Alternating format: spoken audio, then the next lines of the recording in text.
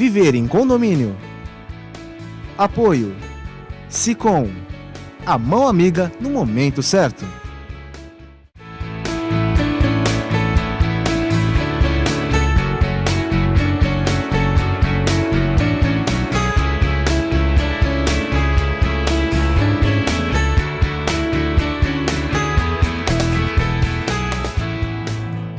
Olá, meus amigos, estamos iniciando mais um programa Viver em Condomínio aqui na TV Com, canal 11 da NET. Muito obrigado pela sua participação costumeira conosco, através do Facebook, através também do Sicom. Entre em contato conosco, mande suas sugestões, suas críticas, fale conosco. Queremos atender você, o seu anseio e trazer aqui para você no nosso programa que é regional, notícias da nossa cidade e aquilo que interessa diretamente para você síndico, para você condômino, para você cidadão santista. Está conosco o Rubens Moscatelli, presidente do Sicom, é o nosso comentarista. Rubens, bem-vindo. Nossos telespectadores, nossos seguidores, né, de redes sociais, e, enfim. É muito importante. Hoje o programa vai tratar de um tema que eu costumo já ouvir muito falar sobre isso, que é o Pacto de Gerações, né? Exatamente. Que tem a ver com o sistema previdenciário, algo que todos nós discutimos, reclamamos. Eu mesmo já passei pelos 3 ou 4 ao longo do tempo em que eu tenho contribuído com a Previdência Social, ainda não sei como é que vai ser o futuro. Acho que nem ele sabe, na verdade, né? Mas, e para esse assunto, nós convidamos a doutora Kátia Helena Fernandes Simões Amaro. Doutora Kátia gentilmente aceitou o nosso convite, ela é advogada, é professora da Unimonte, é mestre em Direito Previdenciário pela Pontifícia Universidade Católica. É um grande prazer tê-la conosco, doutora, muito obrigado por ter aceito o nosso convite. E nós vamos aqui explorar e tentar tirar tudo para os telespectadores poderem entender o que vai acontecer, o que está acontecendo. Sim, estou aqui então para a gente debater esse assunto que tanto aflige principalmente a nossa região, né? A nossa região aqui composta de tantos idosos e pessoas em vias de aposentar. Eu acho que se a gente puder poder trazer, né, mais no conhecimento. Eu queria começar aqui um assunto direto para você que está nos assistindo, porque tem uma questão que é importante, né? Porque você está lá com sua aposentadoria. Eu vou falar para você que já está aposentado primeiro. Eu não sei se eu corro para me aposentar antes ou se eu espero para me aposentar depois. Na verdade, ninguém sabe. Mas nesse primeiro momento, você que tem a sua aposentadoria e que certamente não está muito feliz com ela, que é uma realidade, não é, Rubens? Sim. Você pode buscar alguma coisa para rever isso, não é? E esse posicionamento de uma revisão é algo que é constitucional, você pode fazer isso, na verdade deve. Eu queria que o Rubens comentasse um pouquinho sobre isso e depois a doutora nos passasse ao telespectador, porque isso tem um prazo para isso, né? Desde a data daquela concessão, daquela cartinha que você recebeu que diz que você está aposentado, coisa dessa natureza. Rubens, o que você pensa dessa, e por essa falta de informação, inclusive? Olha, a primeira coisa que a gente detecta, particularmente como eu falei no início, mas também no nosso setor, né, de condomínios, o trabalhador que trabalha em condomínio também, isso é muito patente, é a insegurança com relação à questão de definitividade do parecer do INSS. Quer dizer, para que ele envie a correspondência, olha, você, Chiarella, Rubens, Kátia, pode, já a partir do dia tal, estar definitivamente aposentado. Se for uma questão meramente etária, ou seja, de idade e tempo de contribuição, não há problemas. Isso é fazer a conta, eventualmente tem o fator previdenciário, isso é menos difícil, vamos assim colocar. Mas se a questão está relacionada à doença do trabalho ou acidente de trabalho, aí começa a complicar. Há umas particularidades, não é? Porque o INSS não tem concedido.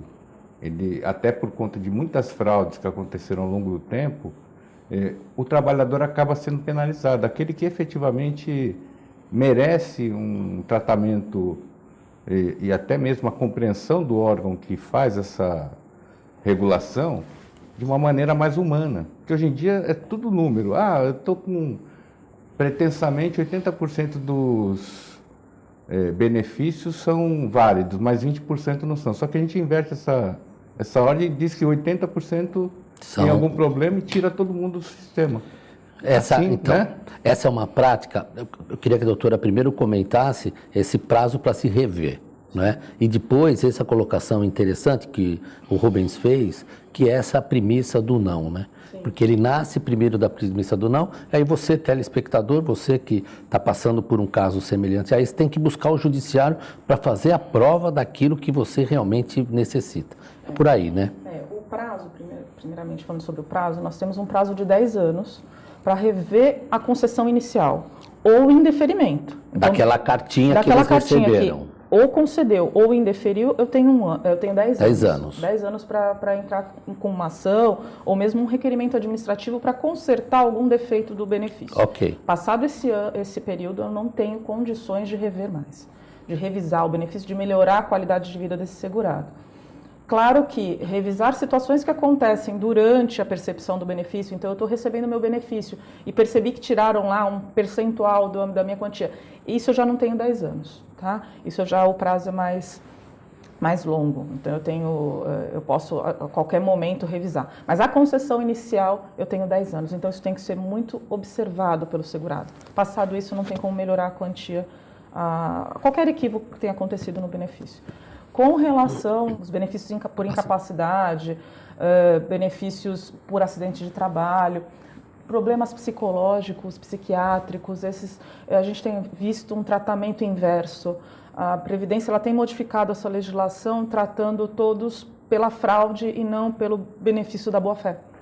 Nosso sistema vige o quê? Primeiro, a boa-fé. Eu tenho que acreditar na boa-fé e a má-fé tem que ser provada. Isso é um princípio. É um princípio. Só que na Previdência a legislação tem sido o inverso. Então, ela tem se modificado para enrijecer as concessões de forma ao quê? A proteger a Previdência da má-fé. Só que eu presumo a boa-fé e não presumo a má-fé. Agora, né? Deixa eu tocar num ponto aqui que, para mim também, que sou advogado, tenho cabelo branco, estou prestes a me aposentar, inclusive, mas aí é por tempo de contribuição e não vai ser por outra forma, né?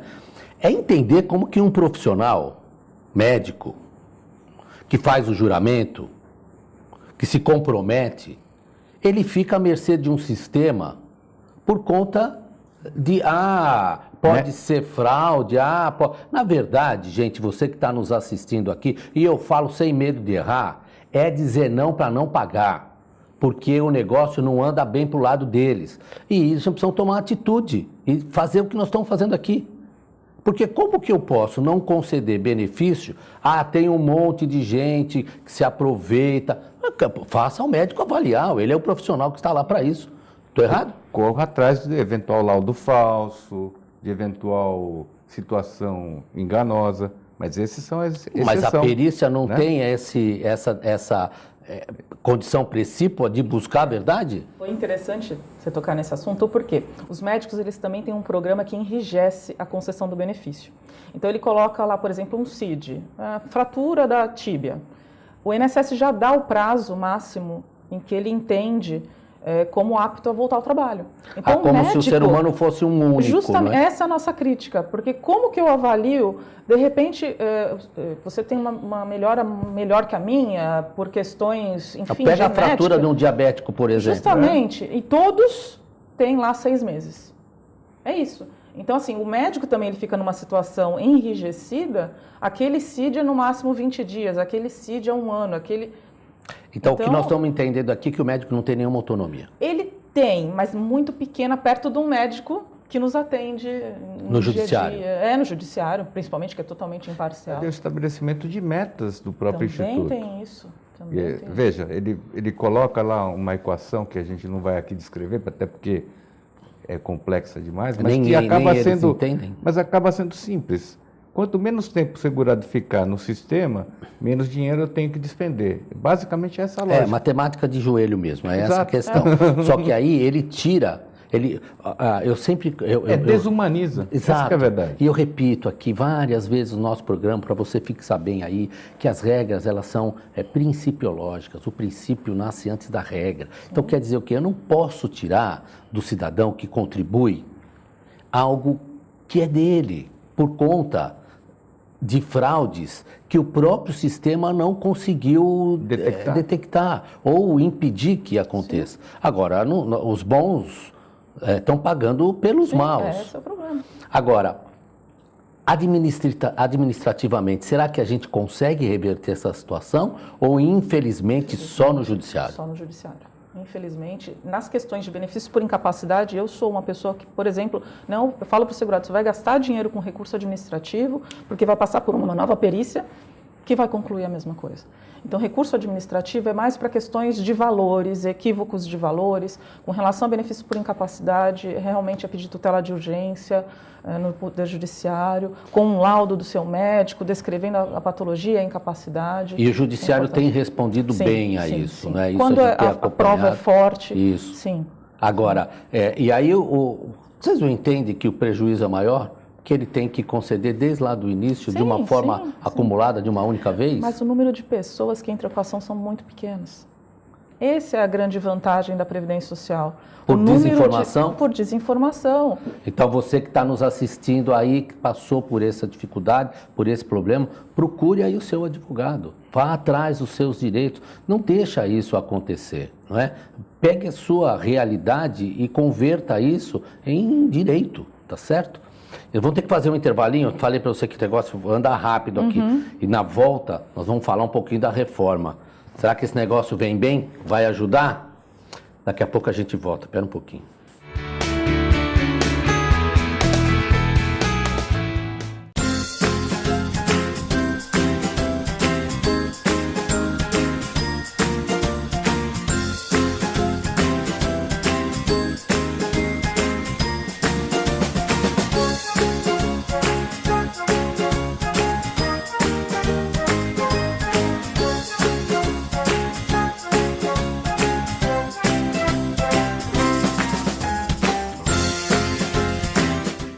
A AC Serviços é uma empresa que se dedica à prestação de serviços especializados em condomínios, administradoras, indústrias, entre outros. Terceirize sua mão de obra especializada com a AC Serviços. Você ganha tempo para pensar no mais importante, sua gestão. Nossos serviços são exemplos de ações e soluções práticas, com padrões de atendimentos personalizados que garante aos nossos clientes a eficiência e a boa aparência dos nossos funcionários. AC Serviços. Telefone 3324-3057. Se você quer algo diferente e está por dentro de tudo que acontece em sua cidade, mande dicas, sugestões de pauta pela nossa fanpage facebook.com/tvcom.santos. Interaja com a programação da sua TV Com. TV Com, interagindo com você. Sabe o que essas crianças vão ser quando crescer? Serão adultos que poderão escolher suas carreiras e decidir pelo próprio futuro. Pois hoje, as empresas que participam do programa Empresa Amiga da Criança investem no presente para mudar o futuro de muitas crianças e adolescentes. Crianças que brincam e estudam crescem mais sadias, desenvolvem-se melhor e tornam-se adultos que farão a diferença amanhã. Junte-se à Fundação Abrinq e seja uma empresa amiga da criança.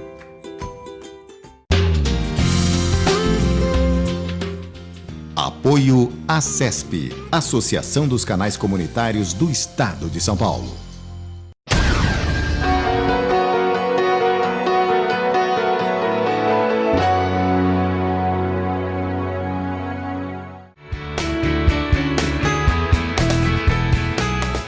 Estamos de volta com o nosso programa Ver e Condomínio aqui na TV Com, canal 11 da NET. No intervalo, nós estávamos falando de assuntos relacionados à concessão, à falta da concessão, à doença, e está conosco aqui a doutora Cátia Helena Fernandes Simões Amaro, especialista, mestre em Direito Previdenciário, está nos ajudando a esclarecer vários pontos relativos a essas questões. Eu queria trazer para esse bloco agora uma outra questão, que é essa questão da expectativa da reforma da Previdência. É óbvio que nós vamos estar falando aqui de algo que ninguém sabe o resultado, porque dos políticos. Então, agora eles estão preocupados lá com o distritão, com fundo partidário, não quero nem democrático. Fundo partidário, que é um fundo a perder de vista, que é muito fundo mesmo, né? É bastante dinheiro. É profundo. Muito profundo. Perfeitamente. E mais, né? Aquela história de você poder concorrer a mais de um cargo político. Essas coisas não passaram ainda, né? Talvez passará, né? Você concorre à presidência da República, mas está na lista de deputado federal. Se não der, não vai no outro. Se não passa, não vai no outro. Quer dizer o quê? Não renova, não. Precisa renovar, não. Vamos manter os mesmos. Vamos perpetuar. E isso é a nossa preocupação com relação à Previdência Social. Porque o que a gente está percebendo, precisa haver a reforma? Precisa. Ela está realmente em déficit? É uma realidade numérica? Quem consegue efetivamente garantir que é verdade? Esses números são transparentes o suficientemente para me garantir essa certeza? Bom, as indagações eu fiz, é a que você faz em casa, agora eu vou colocar a batata quente aí no colo do Rubens Moscatelli e da doutora Cátia, para poder a gente tentar entender se essas condições são essas mesmo. Na realidade, nós estudamos esse rombo da Previdência, que não é algo atual, claro, e já chegamos à conclusão que ele não existe. Tá? O que acontece? A Previdência ela é formada, ela está dentro de um sistema que se chama Seguridade Social. Então, eu tenho a Seguridade, tenho a Previdência, a Assistência Social e a Saúde. E dentro desse sistema, o sistema contributivo é a Previdência. Então, eu sempre falo para os alunos, imagina uma casa com 3 famílias e só uma família tem salário. E esse salário sustenta as 3 famílias. Então, nesse passo, a conta não fecha, porque a Previdência acaba sustentando a saúde e a assistência social. Então, o primeiro ponto é esse, a Previdência em si ela é superavitária. Segundo, os desvios. E terceiro, o custeio das empresas. As empresas devem bilhões para a Previdência e não são cobradas. Né? Agora tem até um projeto diminuindo em 70% as multas e juros para as empresas que quiserem pagar as dívidas com a Previdência Social. Se nós temos um rombo, por que cobrar de bancos milionários dívidas pequenas e não cobrar o todo? Por que cobrar do segurado, então? Né? Uma tese de doutorado no Rio de Janeiro que já comprovou matematicamente que a Previdência é superavitária, que ela ainda teria aí 30 anos para ser discutida e avaliada de caixa próprio. Né? Então, eu não gosto dessa venda que é feita na mídia em geral, pelo próprio governo, do rombo da Previdência, colocando isso na conta dos segurados. Essa conta é das empresas, do próprio governo que não cobra essas empresas, que não tem interesse em cobrar, né? E do fato de a gente estar num sistema em que eu divido esse dinheiro com a assistência e com a saúde. Né? Então, Rubens, a gente está vendo que o governo entende que as grandes empresas, maiores devedores do sistema, sim, elas subvencionam o próprio Estado, através dos seus políticos. É esse o ponto? Na verdade, se você for analisar historicamente, não deixa de ser esse. Aqui no nosso país, e essa lógica que a gente precisa inverter, às vezes parece que é melhor ser desonesto do que ser honesto.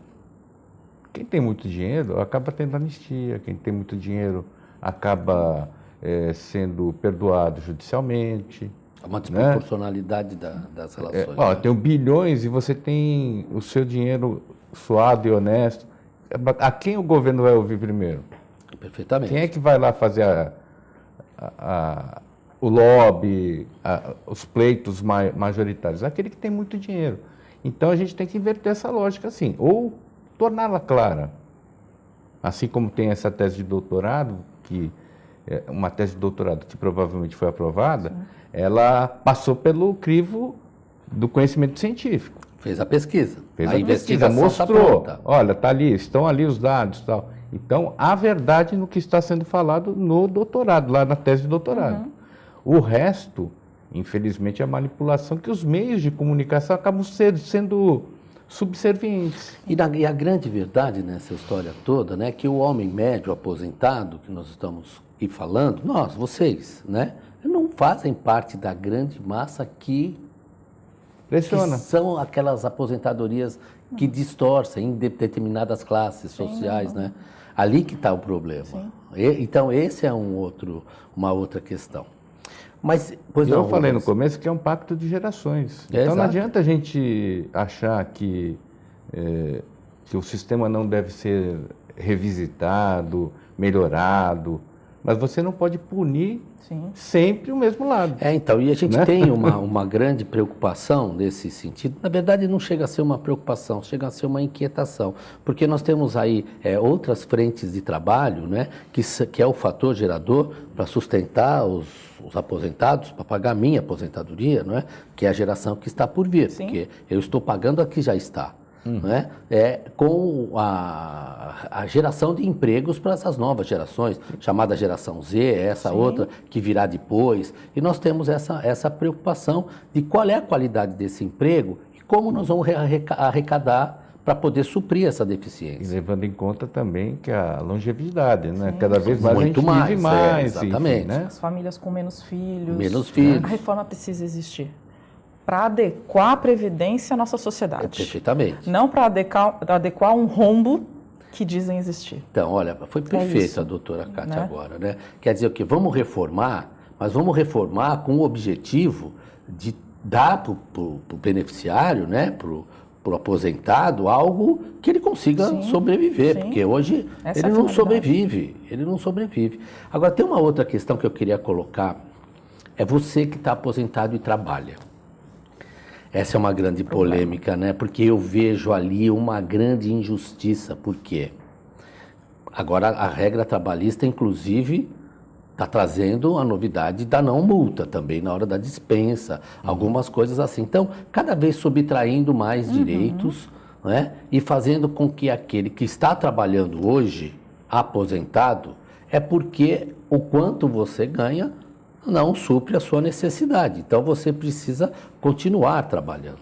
E aí contribui para a Previdência. Contribui, e o único direito que tem é salário maternidade e salário família. Salário maternidade para um aposentado de 70 Justamente, anos, né? Não tem, são dois benefícios que Fico são os únicos assegurados. tentando entender isso. No caso só de uma adoção, né? Se houver uma adoção nessa idade. Gente, mas... Pois é. Realmente... Está cuidando do neto e olhe lá, né? É injusto, porém lícito, né? Está na lei. Então, são essas leis aí que me incomodam. Esse conflito entre justiça e legalidade é que dificulta. Eu queria ver a opinião de vocês. O que é contribuir para a Previdência Social e não obter benefício? Essa que é a verdade desse caso. Porque você já contribuiu o tempo o suficiente para deixar de contribuir e receber o que contribuiu. É para isso que serve o Instituto Nacional de Previdência e Seguridade Social. Não é esse o objetivo do programa? Você vai contribuindo ao longo do tempo lá para o sistema e chega um determinado ponto que você vai recebendo de volta o seu... Mas será que não tem uma cabeça pensante? Eu que tenho uma inteligência mediana, consigo ver saída para isso? Será que eles lá não conseguem? Mas a lógica é a lógica dessa perversidade mesmo, no sentido de qual? Bom, se você contribua erradamente a maior ao sistema e tente receber de maneira conciliatória. Olha, errei aqui, paguei a mais. Perfeito. Você vai ter que fazer entrar no judiciário. Rubens Moscatelli, doutora Cátia, você que está nos assistindo, a minha inquietude, essa minha indagação, ela me incomoda sobremaneira, e você também, porque eu não vejo um sistema justo de trazer esse homem para... Primeiro que você sabe, que vocês que assistem a gente constantemente, sabe que eu sou adepto à inclusão na frente de trabalho da chamada geração Baby Boomer, da geração X, de todas essas gerações, para incluí-las no mercado de trabalho. Isso eu não tenho dúvida. E eles certamente já vão estar aposentados. E essa experiência vai somar muito lá no ambiente de trabalho. Agora, tirar isso como um direito de um trabalhador normal, ele é um trabalhador como qualquer outro. Mas é que a lógica vem naquele negócio, a Previdência está quebrada, não posso absorver mais esse... Mas ele está contribuindo, pô. Pois é. Na realidade, assim, não que eu concorde com isso, mas a justificativa vem no histórico da Previdência. A Previdência, o que é a aposentadoria? É ir para os aposentos. A palavra vem daí. Então, se pressupõe, o Brasil é um dos poucos países que permite que aposentados trabalhem. Né? Os outros países, aposentou, não pode mais trabalhar. Então, na Previdência, o que a gente faz? Como é um pacto entre gerações, Se você está trabalhando e já aposentado, você está tirando o mercado de trabalho de quem está entrando. Portanto, você vai pagar Previdência. Entendeu? Então, essa é a lógica do sistema. Ou a gente faz um sistema em que não se possa trabalhar, o que é inviável, porque a nossa aposentadoria não é uma aposentadoria europeia, né? Ou eles continuam pagando, o que eu acho injusto, o que eu não concordo, porém essa é a lógica da Previdência. A lógica é perfeita, e ela é tão perfeita que ela se torna ilógica. Por quê? Pois é. Por quê? Porque você fala assim, está tirando a condição de um outro. Pelo contrário, nós precisamos gerar mais emprego. Justamente. Porque a gente tem que levar em consideração aquilo que eu falei agora há pouco. Nós temos que, cada vez mais, nossa qualidade de vida para o idoso, a partir de 60 anos, a pessoa vive cada vez mais. Sim. Se ela vive cada vez mais, nada melhor e mais adequado que ela contribua com a sua experiência no trabalho, não tem que se aposentar. A aposentadoria tem que ser facultativa. Perfeitamente. Não obrigatória. Mas a gente quer, na verdade, aqui no nosso país, infelizmente, a gente não valoriza a pessoa com mais experiência. Sim. E a gente tem notado que, além de vivermos mais, as famílias estão cada vez menores. Exatamente. Então e aí, essa conta não vai fechar. Não, vai criar um colapso maior do que já tem. Sim. Mas, em compensação a isso, a gente começa a entender que vai haver outras fontes de trabalho e nosso país vai continuar andando, apesar desses políticos que nós temos, né? Essa aqui é a grande verdade. Doutora, nosso tempo terminou. Eu gostaria que a doutora desse um recado para aqueles que estão nos assistindo, suas considerações finais. Eu gostaria que as pessoas procurassem seus direitos antes de aposentar, antes de dar entrada no benefício. Façam uma prevenção. Faça uma prevenção de vida aos 30 anos ou até antes. Procure saber as regras da Previdência atuais, como trabalhar, como contribuir. Os já aposentados, procurem os seus direitos. Por quê? Porque a gente vê uma massa de pessoas que poderiam estar numa situação melhor, numa qualidade de vida melhor e não conseguem. Então, a gente pode atuar com prevenção na Previdência também. Isso é muito importante. Rubens Moscatelli, suas considerações finais. Queria agradecer, Kátia, pelo teu comparecimento. Realmente, as informações que você nos trouxe acabam ampliando cada vez mais o nosso pouco conhecimento, mas muito interesse na matéria, e também acredito que o nosso telespectador assim também vai receber. Obrigado. Obrigada. Esteve conosco a doutora Kátia Helena Fernandes Simões Amaro, é advogada, professora da Unimonte, mestre em Direito Previdenciário pela Pontifícia Universidade Católica. Nosso programa chegou ao final, eu agradeço novamente a presença da doutora, que foi muito elucidativo aqui no nosso programa, e para você que está nos assistindo. Estamos ficando por aqui, nosso programa está terminando. Continue com a programação da TV Com e nós vamos nos ver na próxima oportunidade. Fiquem com Deus.